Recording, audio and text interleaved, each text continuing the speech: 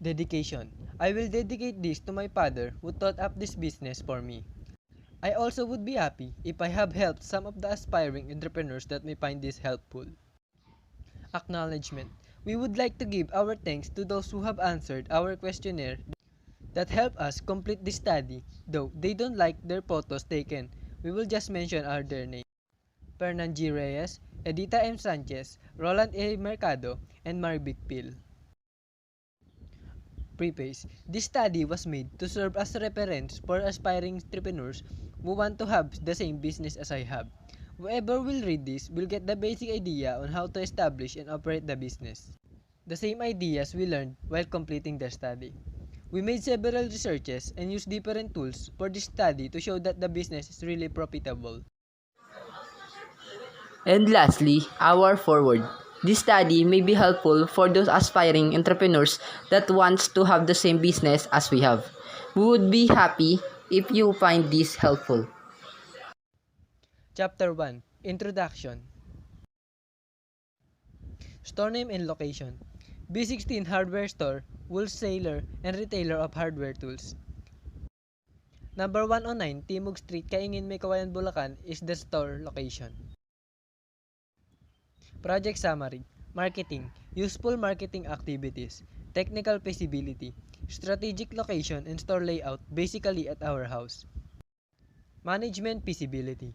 Organizational setup and responsibilities of the respective person at the business prescribed. Financial aspect. Store capital and financial statements. Socio-economic role. Obtain and provide hardware and equipment requirements of Mekawayan City, particularly Barangay Kaingin. Project description. B16 Hardware Store is a store that sells hardware tools and equipment at a reasonable price.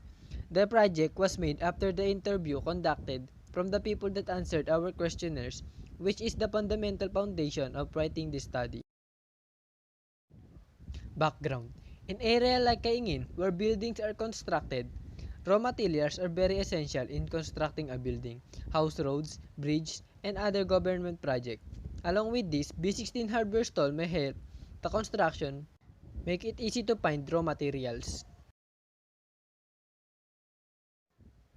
Objectives. This feasibility study aims to form a store capital of helping people in need of hardware tools and equipment for their construction. Accomplish the sub-objectives. Become a well-known hardware store. Provide employment and sell hardware tools and equipment at a reasonable price. Scopes and limitations. The shop will focus only in selling hardware tools and equipment and also on how the stocks are purchased from supplier and pick up from the warehouse to the store. Operational terms. Plan site means those portions of the real property and leased premises, locations listed on schedule. Anno means per year. Demand is the quantity of a good that consumers are willing and able to purchase at various prices during a given period of time. Salary means a form of payment from an employer to an employee, which may be specified in an employment contract. Renovate means to restore something old, especially a building, to a good state or repair. Chapter 2. Marketing. Methodology. According to the barangay captain, there are more than 2,000 families in the barangay Kaingin. My target is to get more than 700 families to be my customer. According to the data, if we were to establish a hardware store, we will only need more than 450,000 pesos since the things we will sell is quite a lot. This information was gathered through the interview constructed to Fernan G. Reyes, Edita M. Sanchez, Roland A. Mercado, and Marvic Pil. Series of researches were also conducted to read various reading materials to supply sufficient evidence to support the claim. Demand. The information and data presented were obtained with the accordance to the objectives of the study. Market condition. The shop is to be active on weekdays except for holidays. Potential market and customers. Many families may have something wrong with their house or building something. Project demand. more than 4% per annum of 2,000 plus families of Barangay Kaingin. Demand analysis. That demand was decided because there were times where there is a strong typhoon or storm and people may need to fix their home. Marketing strategies. Stable and reasonable price. And pre-delivery within 1.5 kilometers within the location of the store with minimum of 2 items and equipment. Advertising. The advertisement of the business will be through printed papers, posted on posts, and through online social medias. Chapter 3. Technical Study.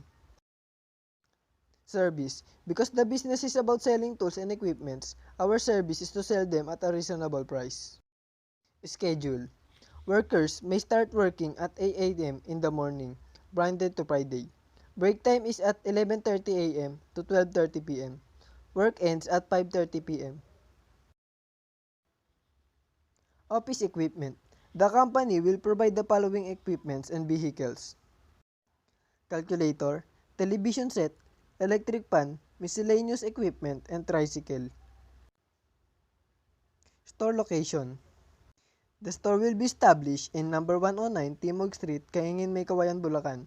See the attached picture to locate the exact place. This place will be renovated. For our utilities, Meralco, Converge ICT, Globe and Smart, and Prime Water will supply the electricity, water, and communication respectively. Chapter 4. Management Study.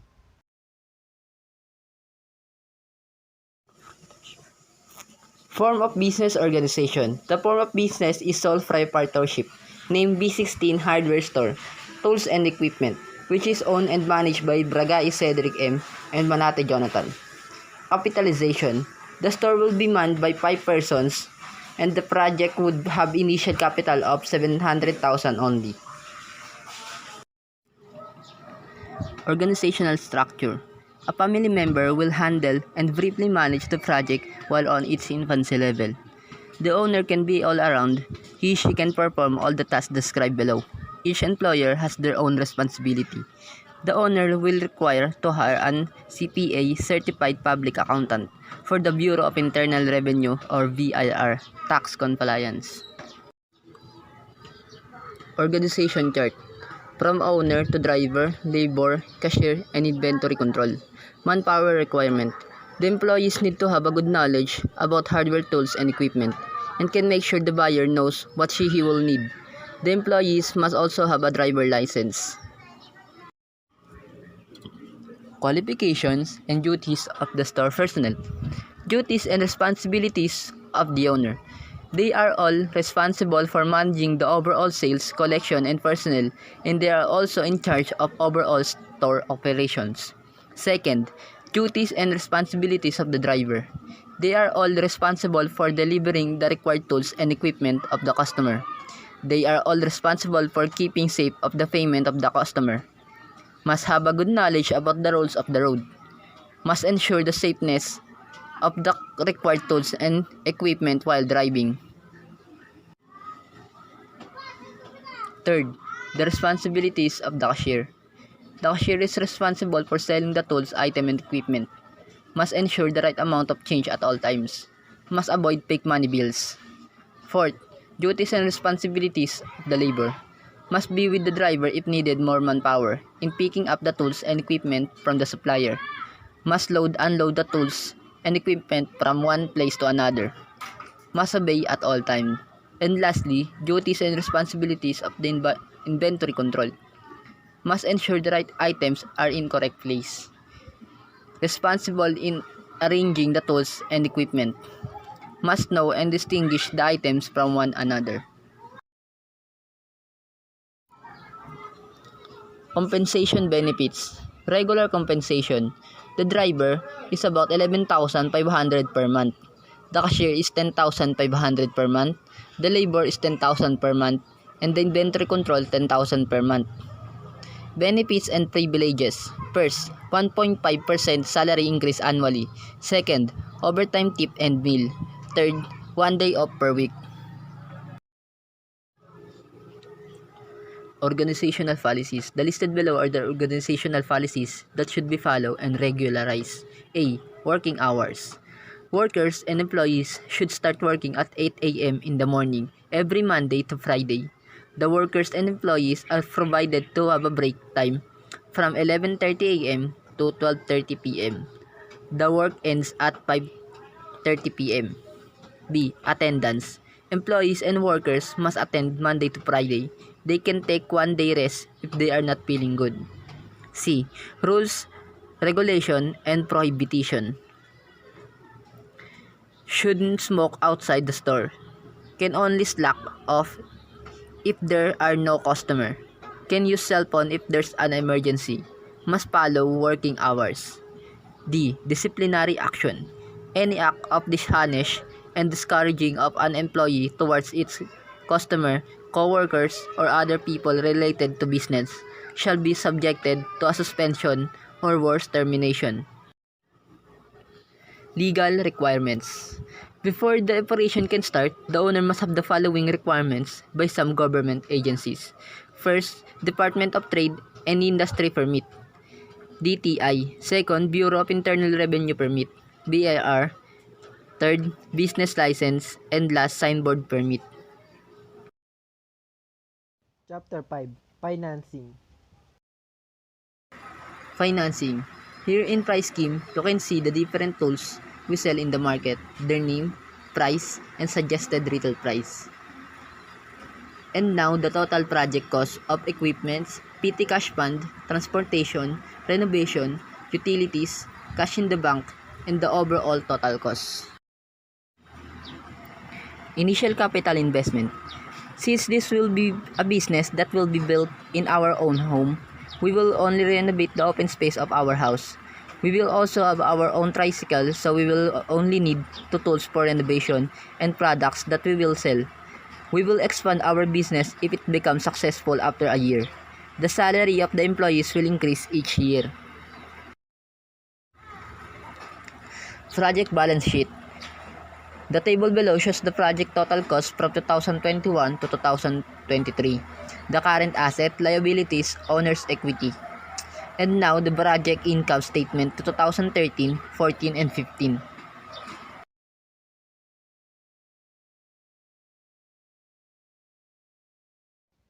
Chapter 6. Socio-economic aspect.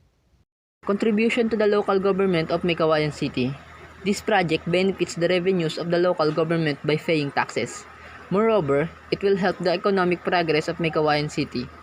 Employment. Considering that the business is a small sole company, it will still help their employees to their financial needs. And since the business aims to expand in about a year, expecting to employ more personnel. Social desirability community. It will often threshold of opportunities to have a job for those who will be employed. This business project will also address the community's daily raw materials consumption. This will benefit the concern in Meycauayan's economical and financial needs. Appendix. Appendix. Business permit. Before starting any type of business, a business permit is the one you must have, for it is certifying that the operation and transactions are legal and valid. After securing business permit, you are assumed to have compiled and will continue to fulfill with all the requirements.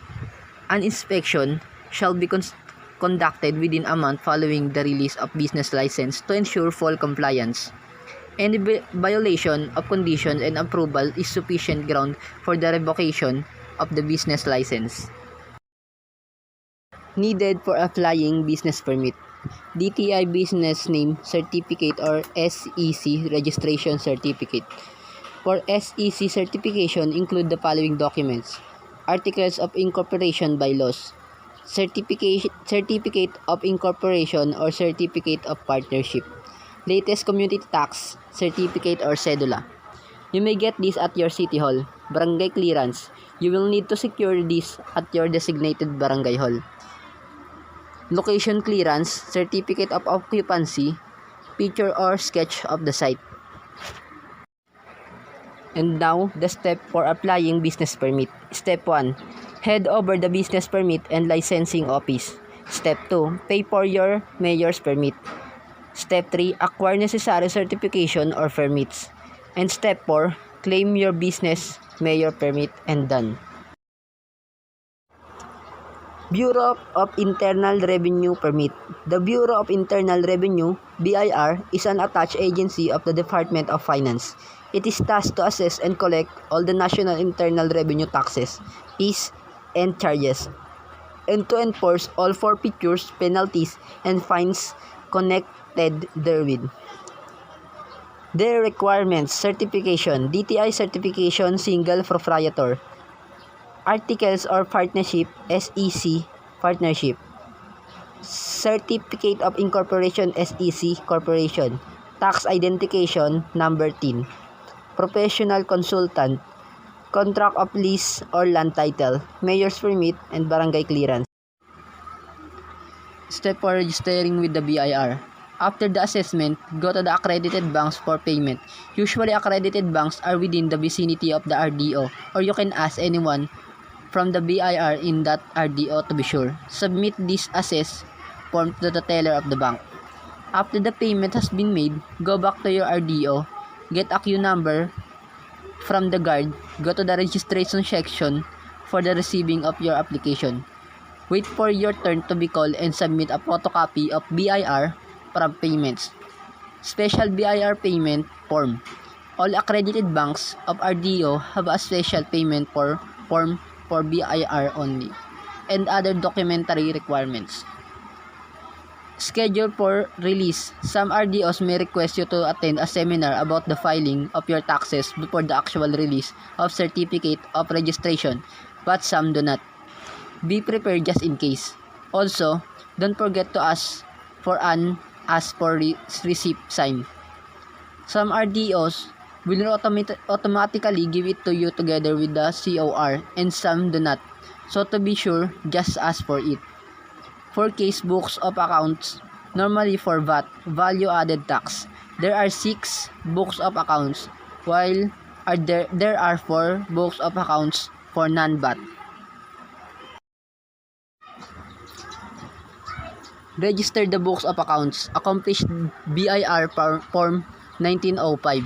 Books of accounts. Submit BIR Form 1905 and books of accounts to the registration section and wait for the release.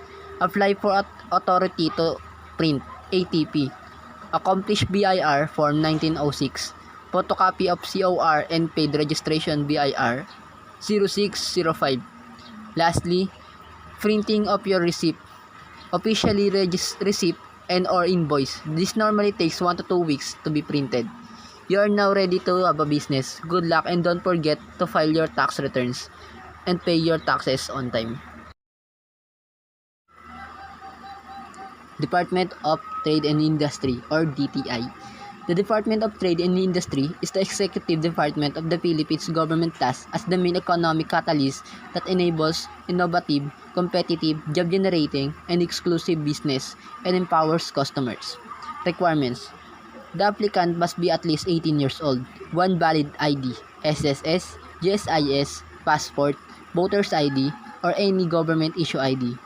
Application form: documentary stamp worth 15 pesos. A set of 3 business names. Department of Trade and Industry permit. Barangay 200 pesos, city, municipality 500, regional 1,000, national 2,000. Bring the necessary DTI requirements and fill out the application form. Submit requirements and pay the necessary fees. Wait only for a few minutes for your DTI permit, DTI business certificate. This is the references.